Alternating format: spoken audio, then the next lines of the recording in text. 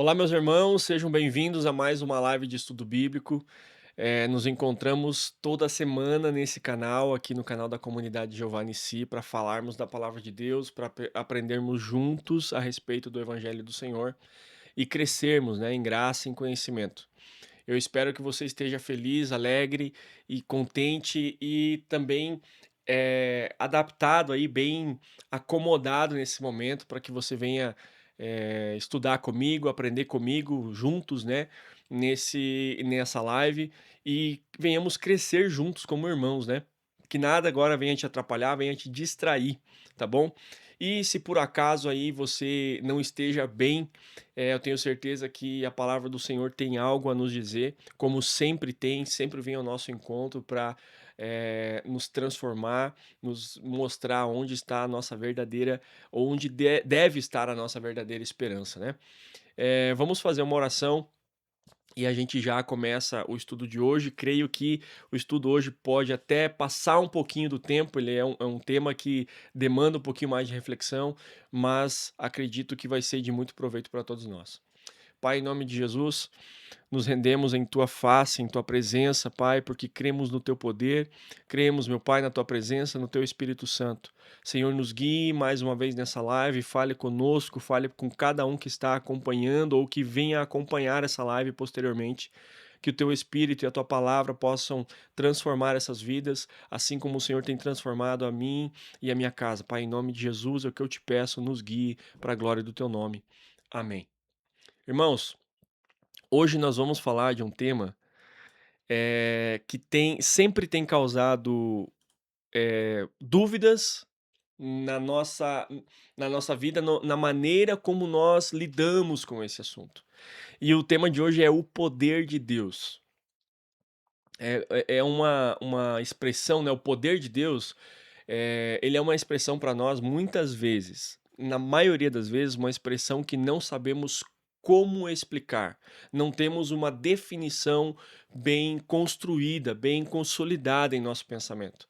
E o poder de Deus, e aí como a gente lida, né? Ou a gente ignora, né? Ou a gente é, é, é, é, foge, né, da responsabilidade de entender como de fato funciona e continua tratando da maneira que a gente talvez aprendeu lá atrás e de maneira errônea ou de maneira muito simples, tá? Então o tema de hoje é o poder de Deus e o texto que eu vou trazer como base para a gente estudar hoje está em Romanos, capítulo 1, versículo 16. Romanos 1,16 diz o seguinte: porque não me envergonho do evangelho de Cristo, pois é o poder de Deus para a salvação de todo aquele que crê, primeiro do judeu e também do grego, porque nele se revela a justiça de Deus de fé em fé, como está escrito: o justo viverá pela fé. Aqui eu escolhi esse texto porque Paulo ele vai ser muito claro. Ele diz que não se envergonha do evangelho porque o evangelho é o poder de Deus. E quando a gente pensa, né, no poder de Deus, quase sempre a gente imagina, irmãos, e quando eu digo quase sempre, é quase sempre mesmo. A maioria das pessoas, 99% delas, pensam que o poder de Deus ela é somente cura, milagre, sinais, algo sobrenatural, algo que Deus faz, algo que nós não podemos fazer com os nossos recursos humanos, né? O que ultrapassa a nossa capacidade humana, que Deus vai lá e faz, a gente acredita que isso é o poder de Deus. E de fato isso é o poder de Deus, tá? Que fique claro que quando Deus cura, quando Deus faz milagres, quando Deus faz sinais extraordinários, quando Deus fez essas coisas sobrenaturais, sim, é o poder de Deus. O problema está onde? O problema é que isso está muito longe de resumir ou de definir o poder de Deus. É muito raso, irmãos, é muito raso. Então Paulo, ele é muito claro, quando ele vai definir o que é o poder de Deus, ele diz: "O evangelho é o poder de Deus". Ele não diz que um milagre, específico é o poder de Deus. Não, o poder de Deus foi quando Deus abriu o Mar Vermelho. O poder de Deus foi quando, Jesus ressuscitou Lázaro dos mortos. Não, Paulo diz: "O poder de Deus é o evangelho". Eu não me envergonho do evangelho, porque é o poder de Deus. Entende? Então, isso muda toda a nossa perspectiva sobre o poder de Deus. Muda completamente a nossa visão. Então, a gente vive, não é de hoje, claro, mas hoje em especial e de maneira mais intensa, a gente fica vislumbrado e a gente procura, vai atrás de coisas extraordinárias. Coisas que ganham a atenção do nosso olhar, né, coisas que fogem da nossa alçada, fogem da nossa capacidade humana, e isso vislumbra a gente. E a gente, né, acha que isso é o poder de Deus, experiências emocionais, os próprios milagres, promessas do que Deus pode fazer, e isso tem, na verdade, prejudicado demais a igreja do Senhor, né, a vida dos cristãos, né, a vida das pessoas que vivem por Jesus Cristo, né. Então a gente se vislumbra com isso, mas a gente precisa partir desse ponto, né, que Paulo deixa bem claro, que o evangelho é o poder de Deus. O evangelho, e não um evento, não uma sensação, não uma experiência, ok? Jesus também vai rebater isso. Lucas 10:17 diz assim: Então os 70 voltaram cheios de alegria, dizendo: Senhor, em teu nome até os demônios se submetem a nós. Mas Jesus lhes disse: Eu vi a Satanás caindo do céu como um relâmpago. Eis que vos dei autoridade para pisar em serpentes e em escorpiões e sobre todo o poder do inimigo, e nada absolutamente vos causará dano. Não obstante, alegrai-vos, porque os espíritos, não porque os espíritos vos se submetem, e sim porque o vosso nome está escrito nos céus. Então, os discípulos chegam para Jesus e pulando de alegria, né, felizes e impressionados, impressionados, dizendo: Jesus, os demônios se submetem a nós. E Jesus olha para eles e diz: Olha, eu vi Satanás caindo do céu. Entendeu? Então, e eu dei poder para vocês. Jesus diz: Eu dei poder para vocês pisar sobre serpentes e escorpiões e nada de mal vos causará dano. Absolutamente nada. Só que antes de vocês se alegrar porque os demônios se submetem a vocês, vocês devem se alegrar porque o nome de vocês está escrito no livro da vida, está escrito nos céus. Então Jesus, ele traz, é uma repreensão aqui. É uma repreensão. Antes de qualquer coisa, se alegrem porque vocês foram salvos, certo? E Jesus não está diminuindo o poder do milagre, né? Essa beleza do milagre. Jesus não diminui, pelo contrário, ele simplesmente muda a perspectiva, muda o olhar dos discípulos e mostrando que antes de qualquer coisa, né, como eu já falei aqui, antes de tudo, em primeiro lugar, o plano de Deus é a salvação. Então, se o teu nome está escrito no livro da vida, se o teu nome está escrito nos céus, isso aqui é o auge, é o suprassumo, é o, sabe, a coisa mais importante que você deveria se preocupar e se alegrar, entendeu? E vamos adiante então agora para o nosso primeiro ponto. Eu trouxe uma pergunta aqui, né? Por que o poder de Deus é necessário?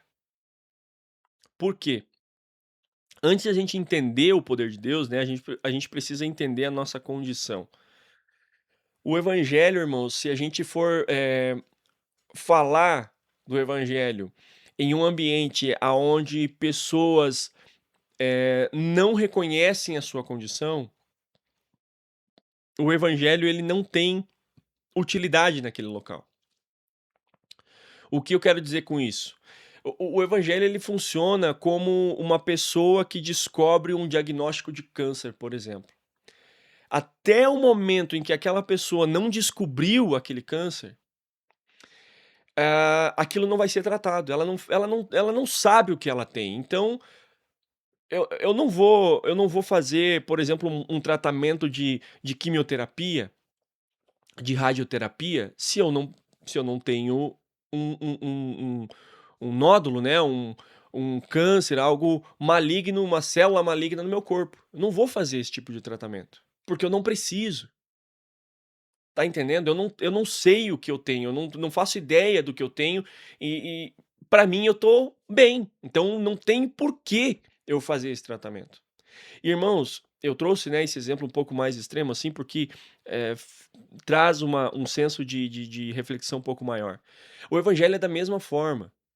O evangelho ele é precioso, ele é precioso quando a gente entende a nossa condição, porque aí a gente olha para ao nosso redor, olha para o mundo afora, olha para as condições humanas, olha para os recursos, para as capacidades humanas e percebe que não tem como sair dessa condição. E aí o evangelho entra em cena. Somente através do evangelho eu posso sair dessa minha condição. Somente através o evangelho é a única coisa capaz de me tirar dessa condição. Então o evangelho funciona dessa forma. Romanos 3, do 9 ao 18, diz o seguinte, eu vou ler aqui na minha Bíblia que eu não coloquei no esboço. Romanos 3, versículo 9 em diante. O que concluiremos então? Estamos em posição de vantagem? Não. Já demonstramos que tanto judeus quanto gentios estão debaixo do pecado. Como está escrito: não há nenhum justo, nenhum sequer, não há ninguém que entenda, ninguém que busque a Deus, todos se desviaram, tornaram-se juntamente inúteis. Não há ninguém que faça o bem, não há nenhum sequer. Suas gargantas são um túmulo aberto, com suas línguas enganam, veneno de serpente está em seus lábios. Suas bocas estão cheias de maldição e amargura, seus pés são ágeis para derramar sangue. Ruína e desgraça marcam os seus caminhos, e não conhecem o caminho da paz. Aos seus olhos é inútil temer a Deus. Essa última frase, irmãos, é muito forte, né? Aos olhos daqueles que não conhecem a Deus. E isso foi aos nossos olhos, aos meus olhos antes da minha conversão. Antes do Senhor me converter, antes do Senhor me salvar, aos meus olhos era inútil temer a Deus. Inútil. Paulo deixa claro a condição humana. Todos pecaram e destituídos foram da glória de Deus. Todos se extraviaram. Então, o problema do homem, irmãos, não é autoestima, não é falta de educação, não é a falta de oportunidades.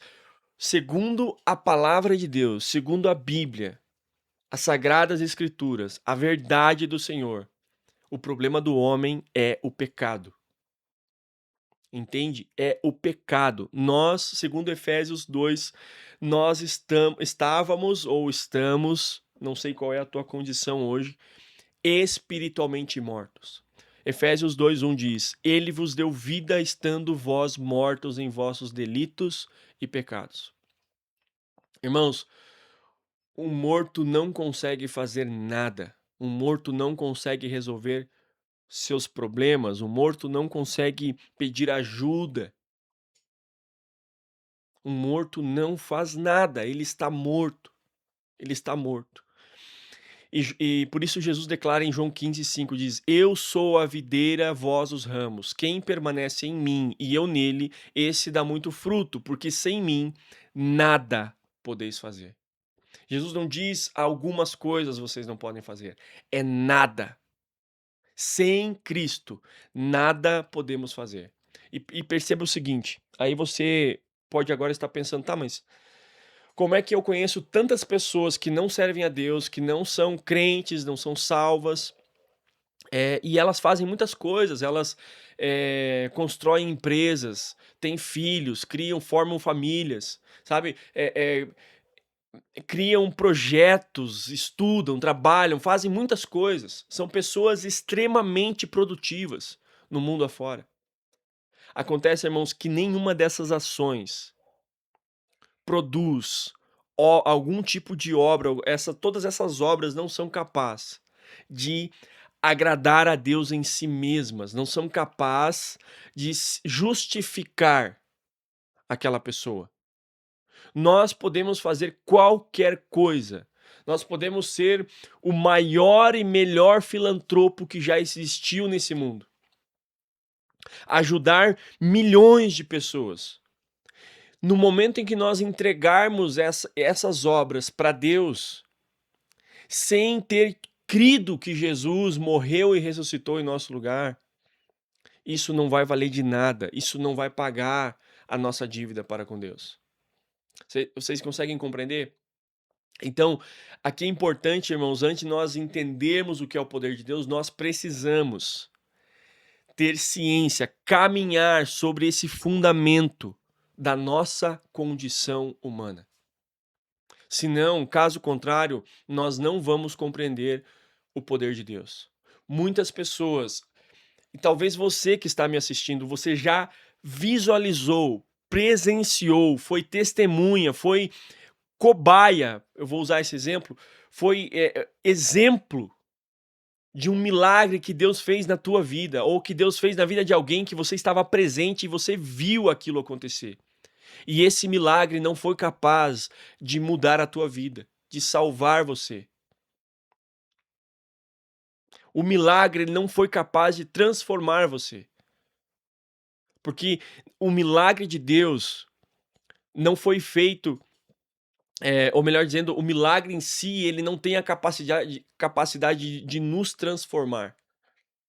Mas o evangelho de Deus, o evangelho sim, ele pode transformar a nossa vida.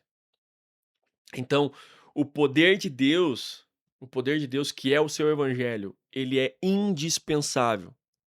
Indispensável na nossa vida. Não porque a gente crê que Deus pode fazer coisas para nós para deixar a nossa vida mais confortável, mas porque nós estávamos mortos em delitos e pecados e agora o poder de Deus nos ressuscitou, vivificou, nos trouxe vida novamente, ou verdadeiramente, melhor dizendo.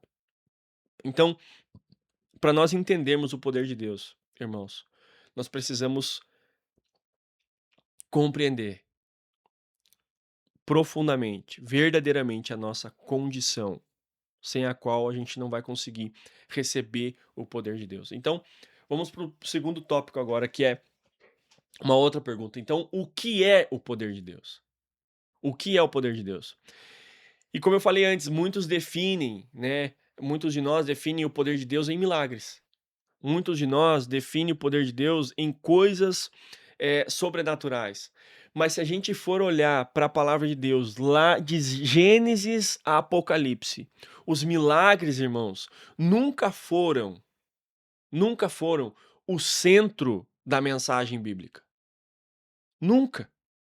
Sabe quando Moisés é enviado para libertar o povo do Egito e o Mar Vermelho se abre? Vocês já refletiram sobre isso? Um mar inteiro se abria de maneira que um povo de milhões de pessoas pudesse descer e atravessar pelo leito do mar a seco e chegar do outro lado. Vocês têm noção, conseguem imaginar a grandeza do que seria esse tipo de milagre?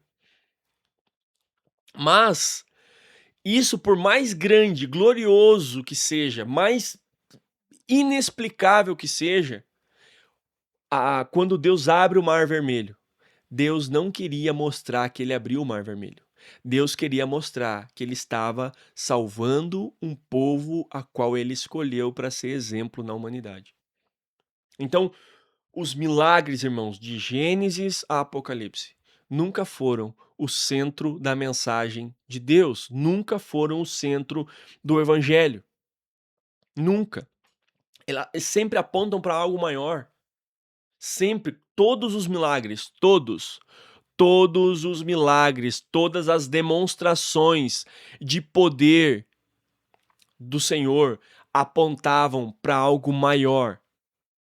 Apontavam para algo maior. Então, o verdadeiro poder de Deus, preste atenção aqui, tá? Preste atenção no que eu vou falar agora. O verdadeiro poder de Deus está em toda a manifestação de Deus que faz com que o seu propósito maior de salvar aqueles a quem ele chamou Tudo que isso que acontece para promover, contribuir, concretizar, realizar a obra, eterna de Deus, que é restaurar todas as coisas, isso é o poder de Deus. Isso é o poder. O verdadeiro poder de Deus é na atuação soberana de Deus em cumprir o seu propósito eterno. Não é simplesmente ressuscitar alguém dos mortos, fisicamente falando. Não é simplesmente curar um enfermo, não é simplesmente, já falei, mas, curar um cego, curar um surdo, não é simplesmente isso. Não é simplesmente mudar a tua condição de vida. É muito, muito além do que isso. Isaías 45:5 diz o seguinte: Eu sou o Senhor, não há outro, além de mim não há Deus. Então, muito mais do que apenas um milagre de alguém sendo curado, né, da surdez, da cegueira, por exemplo, a soberania de Deus, o poder de Deus vai além. Todo o universo, irmãos, demonstra o poder de Deus. Todo o universo existe para revelar a glória de Deus. O poder de Deus sustenta todas as coisas. Colossenses 1,16 diz o seguinte: Pois nele foram criadas todas as coisas. Tudo foi criado por meio dele e para ele. Ele é antes de todas as coisas, nele tudo subsiste. E Romanos, através da carta de Paulo, vai muito além do que isso. Paulo diz que o evangelho é o poder de Deus. Por quê? Por que que Paulo diz então que o evangelho é o poder de Deus? Porque o milagre, irmãos, ele pode curar o corpo, o milagre ele pode, sabe, mudar uma condição de vida. Mas é o evangelho, é somente o evangelho que muda o nosso eu por completo. É somente o evangelho que muda o nosso coração, o nosso entendimento. A palavra de Deus vai dizer que ela é como uma espada de dois gumes que alcança, que atravessa o mais íntimo do ser humano, que faz divisão entre a alma e o espírito. Sabe? Então, o evangelho alcança esse lugar de profundidade. A única coisa capaz de mudar eternamente a nossa condição humana é o evangelho, não é um milagre.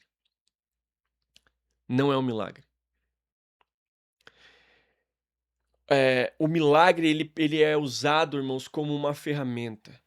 Ele pode ser usado como uma ferramenta, mas ele necessariamente não é, sozinho capaz de mudar a natureza do homem. Somente o evangelho. Somente o evangelho, nos torna novas criaturas.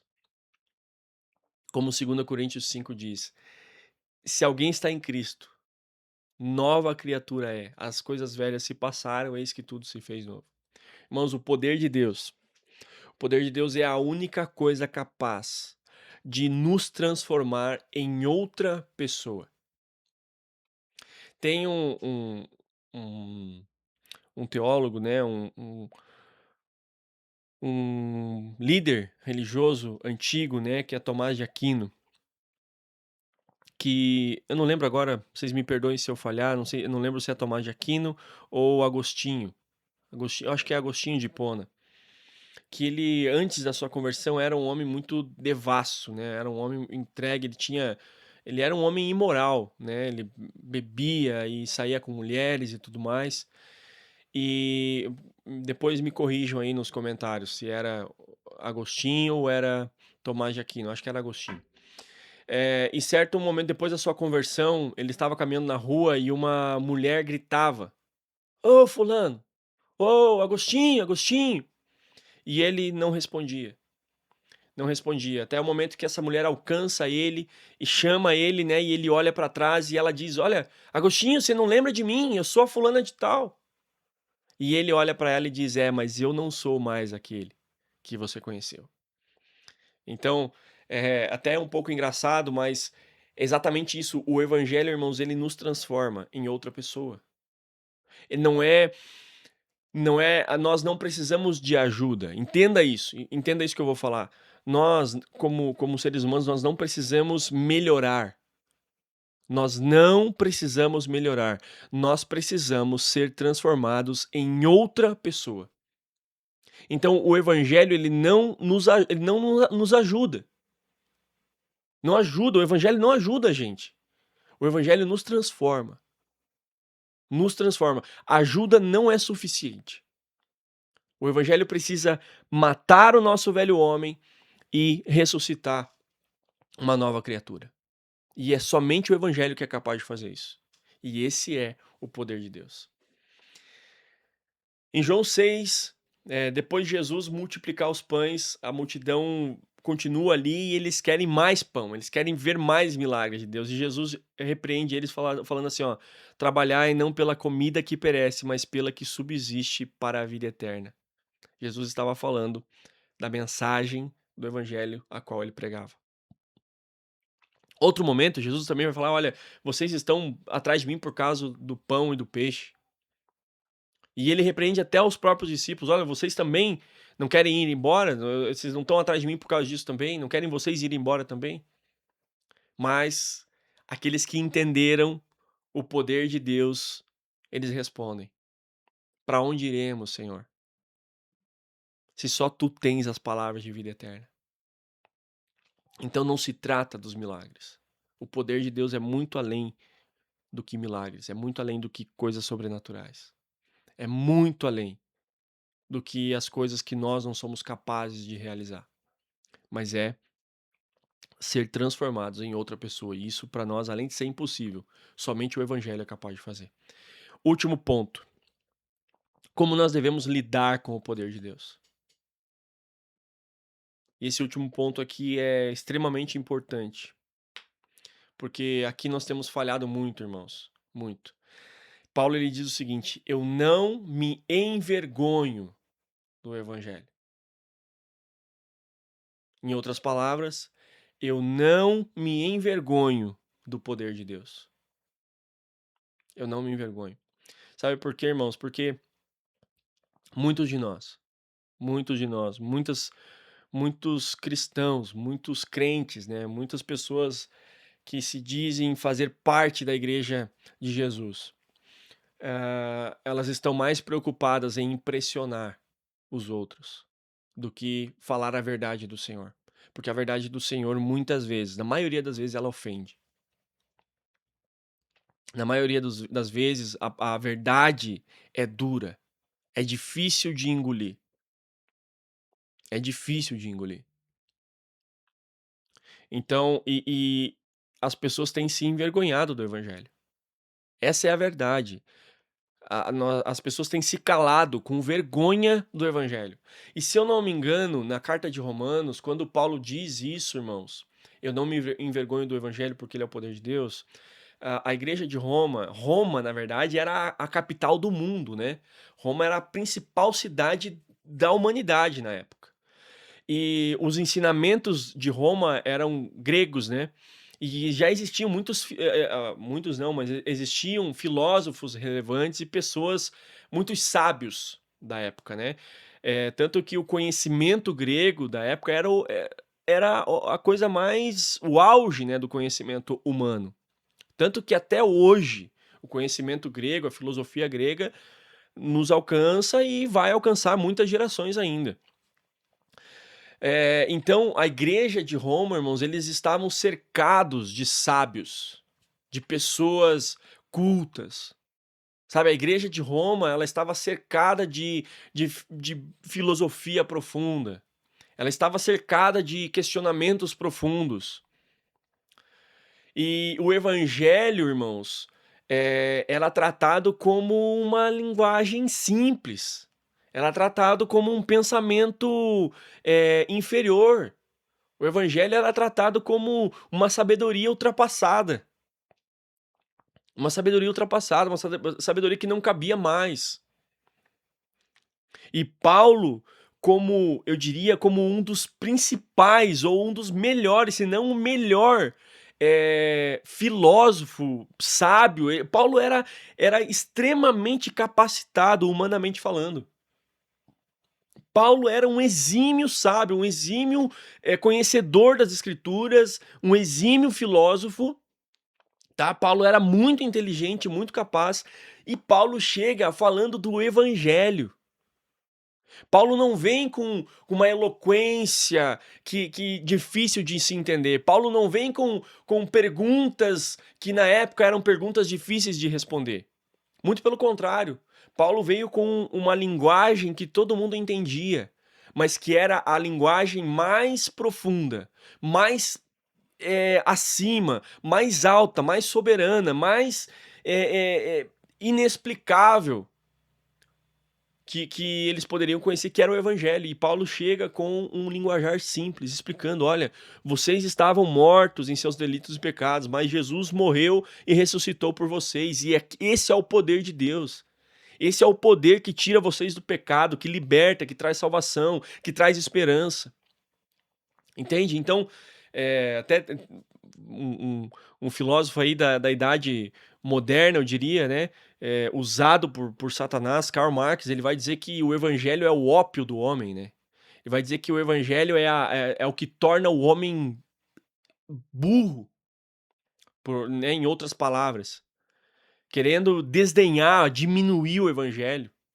Mas o evangelho, irmãos, é a coisa mais poderosa que existe.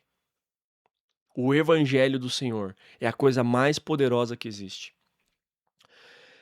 E Timóteo 2 Timóteo 4:2 vai dizer assim: pregue a palavra, esteja preparado a tempo e fora de tempo. Irmãos, como nós devemos lidar com o poder de Deus? Como nós devemos lidar com o evangelho? É pregando o evangelho. Você não precisa ter a melhor linguagem. Você não precisa ser a pessoa que mais conhece do evangelho. Mas uma coisa que você não pode ter como cristão é vergonha do evangelho. É vergonha. Tu não pode hesitar quando a oportunidade bate na tua frente de falar sobre as verdades do Senhor. Eu vou trazer um exemplo aqui muito simples e muito presente na nossa sociedade. Existem dois extremos, né? Existem aqueles que sobre a prática do homossexualismo. Existem aqueles que desprezam o homossexual, que julgam e condenam o homossexual no sentido de não vou me misturar com essa laia, não vou me misturar com esses endemoniados. E existe aquele outro extremo que aceita, não, pode vir assim mesmo. Jesus te ama, você não precisa mudar, ele te ama do jeito que você é e tal. Então, os dois lados estão errados, irmãos. Com a prática do homossexualismo, nós devemos mostrar que Jesus morreu para salvar essas pessoas que praticam homossexualismo, mas que a prática do homossexualismo leva para o inferno. A prática do homossexualismo é pecado, desagrada a Deus. Deus não aceita a prática do homossexualismo. Mas quem pode libertar um homossexual? Quem pode mostrar verdadeiramente o que é amor para um homossexual? Quem pode mostrar verdadeiramente o que é aceitação para um homossexual ou uma pessoa que tenta se enquadrar num determinado grupo? Somente o Evangelho. Somente o Evangelho é capaz de tirar as escamas, de tirar as máscaras, de tirar as traves da frente do olhar do homem e mostrar que Jesus morreu e ressuscitou para salvar essa pessoa. Seja ela homossexual, seja ela um drogado, seja ela um bêbado, seja ela um imoral, seja ela um adúltero, seja ela um ladrão, seja ela o que for.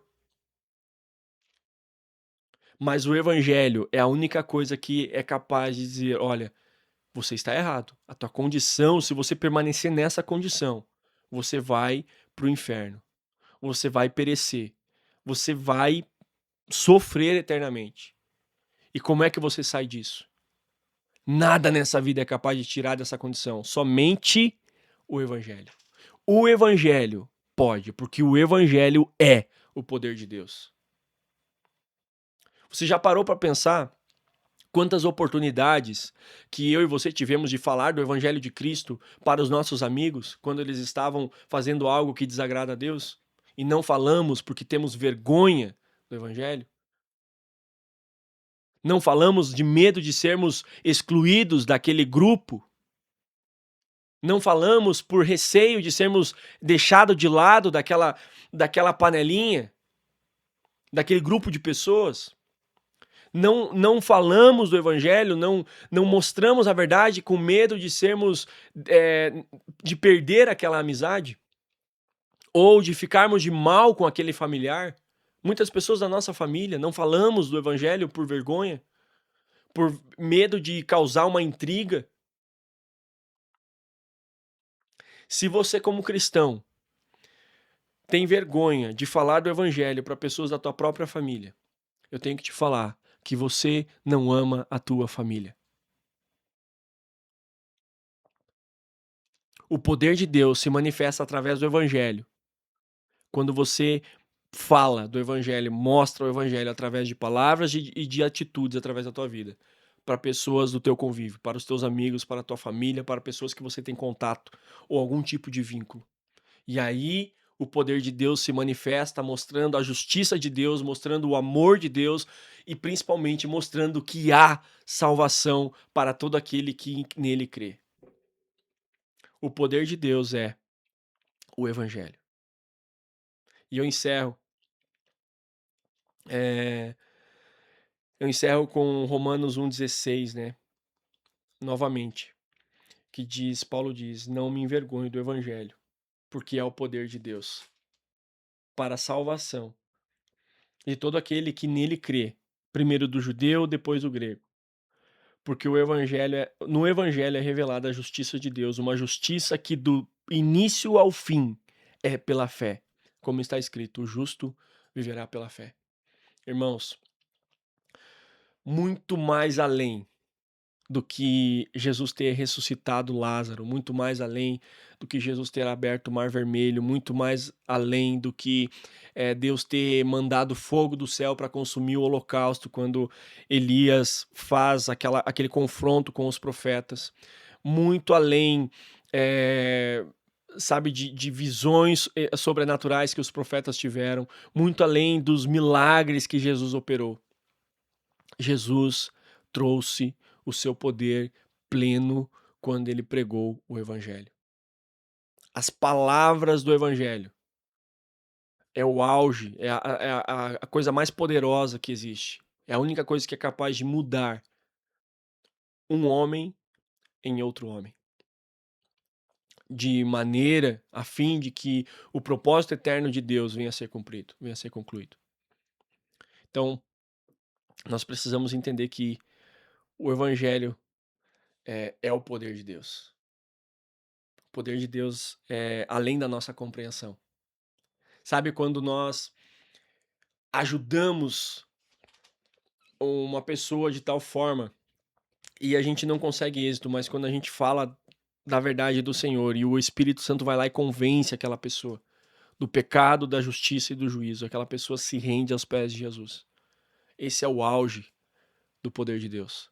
Transformou aquela pessoa em outra pessoa. E muitas vezes nós, como igreja, a gente quer tomar o lugar de Jesus. A gente acha que, por muitas vezes, a igreja, não, a gente tem que sustentar aquela família com cesta básica, preste atenção no que eu vou falar. Sustentar famílias com cesta básica, porque isso é o poder de Deus, isso é o evangelho, isso é a pregação. Não, irmãos, isso é parte da pregação. Isso é parte da pregação. Se o evangelho de Jesus não for pregado naquela família, você pode sustentar aquela família pro resto da vida, em abundância. Se o evangelho não chegar naquela casa, a verdade do Senhor não chegar naquela casa, não haverá transformação. Não haverá transformação, a glória do Senhor não vai ser mostrada e o propósito de Deus não vai ser cumprido naquele lugar, naquela casa, naquela família. A missão da igreja, é proclamar o evangelho. Não é tentar redimir o mundo. Quem vai redimir o mundo é Jesus. Quem vai redimir, quem é o redentor do universo é Jesus Cristo, não é a igreja. A igreja é proclamadora. A igreja é aquela que anuncia o evangelho de Jesus. É aquela que fala sobre a verdade de Deus. E assim demonstra o poder de Deus. Amém, meus irmãos? Que você possa refletir sobre essa palavra, definir ela em teus pensamentos e levar isso adiante também. Que Deus te abençoe e até o próximo estudo.